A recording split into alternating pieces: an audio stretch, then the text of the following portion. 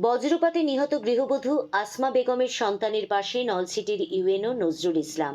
বিস্তারিত থাকছে মশিউর রহমান রাসেলের প্রতিবেদনে। ঝালকাঠির নলছিটিতে বজ্রপাতে নিহত গৃহবধূ আসমা বেগমের পরিবারের পাশে দাঁড়িয়েছেন উপজেলা নির্বাহী কর্মকর্তা ইউএনও মোহাম্মদ নজরুল ইসলাম।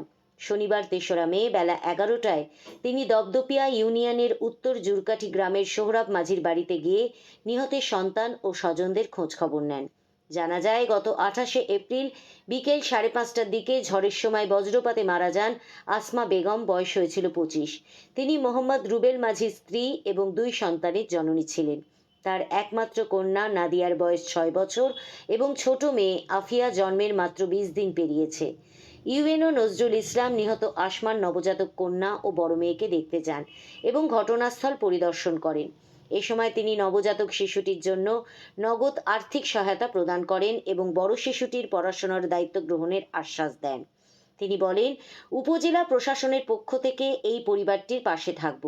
শিশুদের ভবিষ্যৎ গড়ায় সর্বাত্মক সহযোগিতা করা হবে।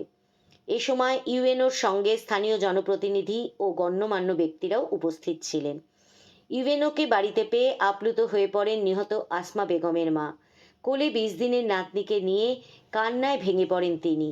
মাত্র ২৫ বছর বয়সে কন্যাকে হারিয়ে দিশেহারা এই মা বলেন, এই ছোট্ট বাচ্চাটাকে নিয়ে এখন আমি কিভাবে চলব।